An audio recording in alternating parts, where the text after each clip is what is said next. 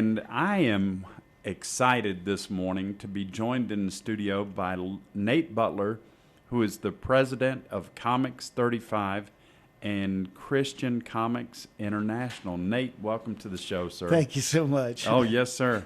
I get tickled when Frank closes out sometimes on the news. There's absolutely a comic moment, you know.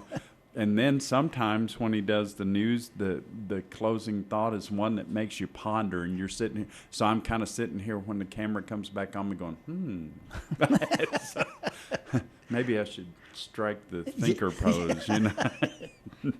Yes, sir. Welcome to the show, Nate. Thank you. It's great to be here. Yes, sir. So you live now.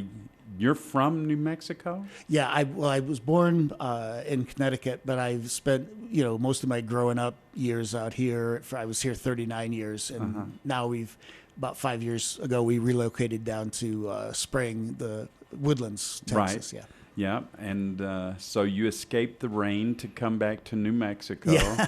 And I understand, brother, when it starts raining, fly west. Yeah. Yes. Listen, I want to ask you, now I know we're going to talk about a different topic, but I want to ask you about some of the comic books that you have worked on in your lifetime. And for me, it was like, hey.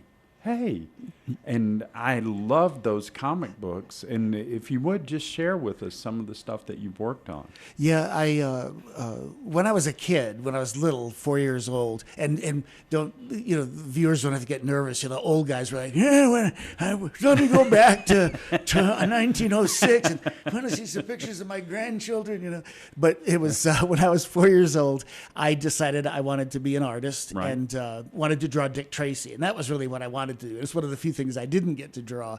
But the Lord, after I was born again, the Lord opened the door for me to go work for Archie Comics and Marvel Comics, and did a lot of work for the Jim Henson people. And so it was a lot of fun, and I learned a lot. I mean, the whole thing was a training process that the Lord put me through so that I could teach other people how to produce comics. Isn't that awesome that God takes you, the things that the secular world thinks are it's always going to be secular, but God had you kind of planted in there as like a spy for God to learn how to do this so that you could advance the kingdom. Yeah. Now, tell me about the Cross Men Project. Well, we've been 23 years. We've had Comics 35 doing this, training people around the world. And now I'm actually, and this is the first time publicly, you're getting an exclusive here that I'm announcing this, here it is. that I'm retiring. Oh, wow. And at the end of this year, and end of December, I'll be retiring officially from Comics 35. But our crossmen are young people that we're working with that we're hoping are going to pick up various aspects, because we've been working in prisons, we've been working in Quebec, we've been working with Native American people. So in these different areas, we're hoping that some of these young people are gonna pick up take the baton and run with it, and we call it Crossmen because it's like X-Men, And I hear you. So my son, one of my sons-in-law said to me, he says, "Oh, that makes you Professor Exodus." That's Why? Because you're retiring? Yeah, because I told him, I said, do I have to shave my head and sit in a wheelchair, for the pictures when I, pose with these people? But it's a neat group of young people, and one of them's from Mexico. One is her mom is Thai Chinese, her dad's an American missionary, and she grew up in Thailand. She's a really wonderful artist, and a couple of people were please pray. We've got a couple of people from Africa that have a lot of visa, issues, hoops they have to jump through to get here. And I'm getting a little nervous with November coming up fast, whether they're going to make it. Well, then we pray that everything is smooth. Yeah. Yes. And that all of the visas and everything get processed rapidly and they are able to come on and do what you need them to do. I want to ask you, when did the Lord put in your heart about sharing the gospel through comics? When I was not a believer until I was around 27 years old. And by that point, here in Albuquerque, I was working for the old Albuquerque News Modern Press that started out down on 2nd Street and then was on 12th Street by the end. And so I had learned a lot about production there Right. when I worked there. And then when I left there, I was my first year of freelancing. I was going to, I worked there 3 years, felt, now I knew everything there was to know, Sure, yeah. So, so I started freelancing. First year was a disaster, and at the end of that first year was when I was born again. And then, the Lord blessed me and things took off and started doing really well. And that was when I started working for Archie and Marvel. And at some point, I realized this lifelong training process, from the time I was 4 till now, Right. when I was, I don't know how old I was, 30 or something, I was suddenly like, wow, I know all these different from idea to getting printed books. Right. I have, and so I thought, what do I do with all of that knowledge? And so was where I first thought, well, I guess I publish Christian comic books. And so I did, but that wasn't really the Lord's plan. That's what I thought I would be doing from then on, but really just 1 or 2 comics, and they were suddenly out in the hands of people, missionaries and people who, knew that how powerful comics were in various countries and wanted me to come teach. Yeah, and I noticed something too when I was reading information on your website that 1 million comics a year get bought here in the U.S. of a specific comic. Yeah. And in Japan. Yeah. What was it? 3 million a week. Yeah. Yeah. Some of the titles sell like around 3 million copies a week. A week. Yeah. And they're big, Yeah. I mean, a lot of them, they're reading them on phones now, but back when I started, you had these big phone directory size comics books, yeah. that they would read. And and they don't have a lot of space, so you don't collect comics when you live in a small space that are that big. They used to throw them away in bins when you get off the trains. They had big bins set up because that big thick comic was really written to be 1 commute's worth of reading, because they're written to be read at a rate of 10 pages a minute. They're very cinema oriented as opposed to the dense information So almost heavy like American the old comics. cartoons you could flip through. Yeah, like the flip books, yeah. And so when I first went to Japan the first time, I observed this phenomenon of people throwing away comics. And then I said, why aren't there more Japanese Christian manga? They call comics manga in Japan. I said, why aren't there more And they said, it's very hard to get into the distribution system. It's controlled by the Yakuza, the Japanese mafia. And so I said, well, you know what you could do? I said, you could print up a bunch of comics, hire somebody like, Campus Crusade kids or something, put them in backpacks, take them downtown, throw them away in those bins. Because when they get thrown away in the bins, the street people come. Other people come and get them. Pull them out, put it on their board and sell them on the street, and they get sold 2 or 3 times. So some of those comics that they say, has 3 million a week, it's really 3 times that, because they're being resold again by these street people. And I said, but after a while, I said, stop dumping them in the bins, and people will go to the stores and say, hey, I was reading this manga, buying it on the street. I can't find it anymore. And I said, and then you'll have built, an interest in your product. Right. And the people that I told, they were like, and the Japanese, it's my most favorite culture in the world. I love the Japanese, and because they're like me, they're very reserved, they won't always tell you what they're really thinking. And so all of them, they kind of looked at one another, and the person who speaks first presumes to speak for the group. So they're very careful about who speaks first. But Okay. This one guy, he said, and they call me Batara, because Butler is a hard thing to say. And so they said, Batara-san, omoshiroi desu, which means that's interesting, which pretty much means the same thing it does here. It's like when you look at a painting, oh, that's interesting. That means, the jury's out. Yeah. We'll think about that. Yeah. Yes. But eventually I got people interested, but then 9/11 happened and they pulled all those bins out of the train stations. Oh, my goodness, yeah. But, that's one of the things we teach, too, is we call it guerrilla marketing, that think of ways to get your books into the market that are unconventional, Sure. because the prince of this world is always going to be blocking that sir. stuff from trying to get out through the pipeline. He's doing his job. Yeah. And the thing that I'm curious now, how many different countries do you actually have comic books in right now? We've done trainings. Somebody somebody asked me this recently, so I counted. I think we've done trainings in 36 different countries. Wow. And a lot of what is produced as a result of our trainings are more like tracks. They're smaller things because they're easier to easier and less expensive to produce. So I think we have tracks in a number of different countries, and then we've had some very successful comic book projects that have come out of the trainings. I think people would be shocked at how effective you can do things through comics that you can't do through other books. Yeah. Because even the military, the Army especially, uses comics for training. Yeah. Yeah. And why? Because we'll read a comic. We just enjoy them. Yeah. And you can convey very useful information. And I've handed out a lot of the tracts in my time. Yeah. You know, and people will take a tract from me before they'll let me sit and talk with them about the Bible. Right. So yeah, it's, you know, when you think about it, it's another thing that we teach, that, you know, airline safety cards are the same sort of visual storytelling format as comics. You know, I've been in hotels in various countries where they have posters on the wall telling people about, you know, how to get out of the building, or even just that little symbol sometimes of the little guy running. Anytime the world wants to communicate life and death information, you know, you got to pick this up quick and know how to survive. They do it essentially through what we would call comics, visual storytelling, you know, graphic media.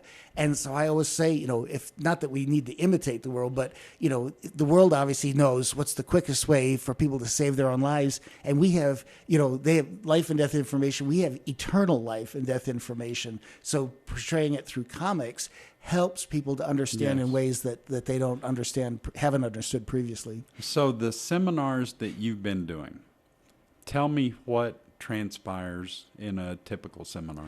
We teach the same way comics are produced. So we start the first day with,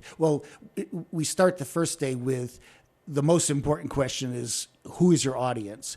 And, you know, and so people in the class start to raise their hands, and I said, I want to let you know, the most frequent and incorrect answer is everybody, because you're not going to reach everybody probably with your comic. And so we try to get them to think very, very specifically about even thinking down to maybe a person that they would like to produce a comic for, because it's one of those paradoxical things that, you know, when you're trying to reach everybody, you know, you quite often reach nobody, but when you're trying to reach specific people, you'll reach a wider audience even than you thought you were going to. So we start with that, and then we talk about ideas, you know, what would appeal to a person like that, and those things. Then we start working and developing the stories, you know, and they do homework, they come back to class, they'll read to the class their story ideas. Sometimes they get feedback from the class. We try to always work with local artists and teachers in the market who can, because I don't know,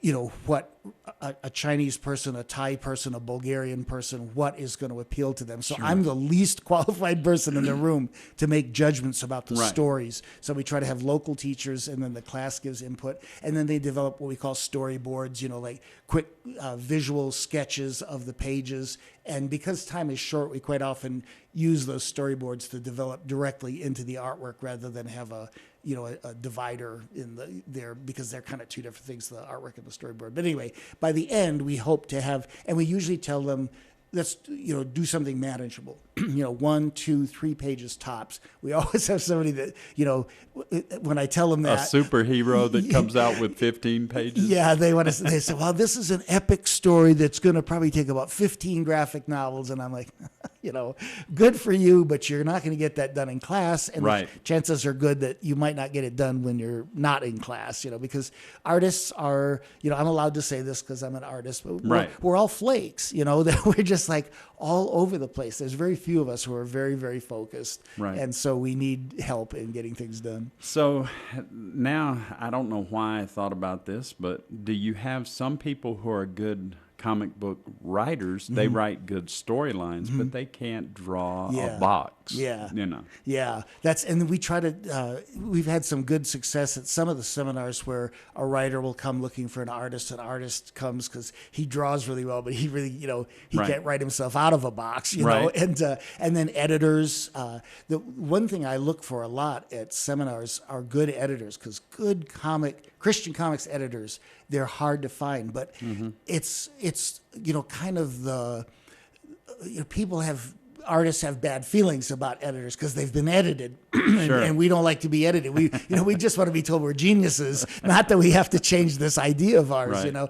But people who have a good eye for comics, a good eye for stories, and can help guide are valuable. But a lot of people, they'll say, I don't want to be an editor, and I'll say, well, that's that I don't want to. I'm not God. I can't tell you what your gifting Right. is, but in a human sense, I sense that you could be a good editor. So we try to help people like that, and sometimes we have editors come. Sometimes we have publishers show up, and they'll connect with people who had no idea how to get published, and it works out. So if somebody wants to become involved with Comics 35, and then they need to go to ChristianComicsInternational.org, correct? Well, you can still go to comics35 Okay. .org. I don't know if I already said this. I know that we were talking, but did I say I was retiring? I say I'm getting Yes, old. It's like see, that's I why say, you're Yeah, that's why I'm retiring. retiring. Wait, did I already tell you about?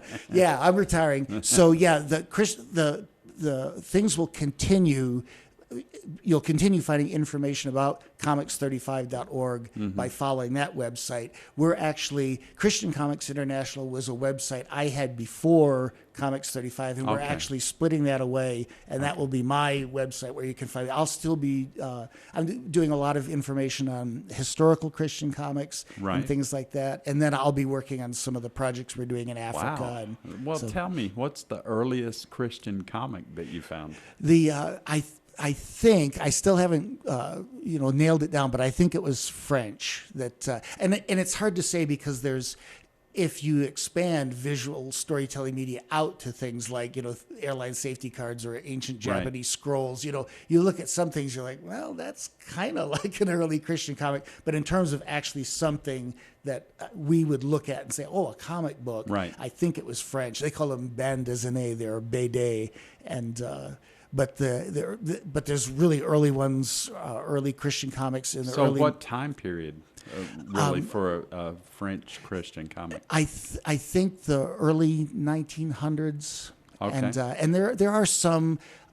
There's certainly Christian cartoonists in the U.S. around that time, but most of them were doing things more like would say political cartoons, or they were doing chalk talks. A lot of guys would, Gotcha. they understood again that ability for art to communicate the gospel, and they would go around to churches in various places and do these chalk talks to communicate it. Wow. Yeah. So there's a good possibility then that you're not retiring, you're just transitioning. Yeah. I know the secret now. Yeah. Yeah. Well, and I remember my dad told me after he retired, he says, I don't know when I ever had time to work. I'm so busy now, and everybody tells me that. They said, oh, you're going to get really busy Yeah. now. So, yeah, and there's the people we work with in France on the African graphic novel Bible project that we've been doing. When I told them I was retiring, they just about had a heart attack, and I said, well, no, that's okay. I'll continue to help you because it's a really, really important project. Africa is the only major, culture area where they don't have their own graphic novel Bible produced by their own people. They do in Asia and Europe and here in America. But so it's a really important one, and it's going to be really transformational for a lot of African young people. So I have to ask, when you say a lot of African young people, we're used to numbers. What kind of numbers are you really expecting to be able to reach? Because I'm an artist, I'm not much of a numbers guy. So Right. the people we're working with, we're talking about the number of French-speaking Africans who are under, and I can't remember, it's like age 25 or 21 or something, but a lot of Africa, French-speaking Africa is young people. Right. And the interesting thing is the French, next to the Japanese manga culture, the Franco-Belgian culture is the next biggest comics producing and consuming culture. And everywhere the French went and colonized, they left behind this love of comics. Every Quebec, Madagascar, you name it. If it was French, they love comics Wow. there. So these French-speaking Africans all in West Africa love comics. And you know, there have been a few Christian comics, and our partners there, we've helped them produce a few, but they really think that, you know, for them to have their own Bible, and you know, initially it's going to be published in French, then English, then more of the languages, dialects, and stuff. But they're expecting huge response. And I, you know, like again, I'm not a numbers guy, but I hear you. Yeah. Well, I want to thank you for coming in today. This has been a lot of fun. Yeah. And I want to encourage you, even if we have to, since you're living in Houston now, even if we have to do a telephone interview, let's do this again soon, because I think that there are a lot of New Mexicans who would love to find out more. I'm sure because we are such an artsy state. Yeah. I know that there are a lot of people. Thank you, Nate, for being on with us today. Thank you so much. We will be back on Coffee and Conversation right after this.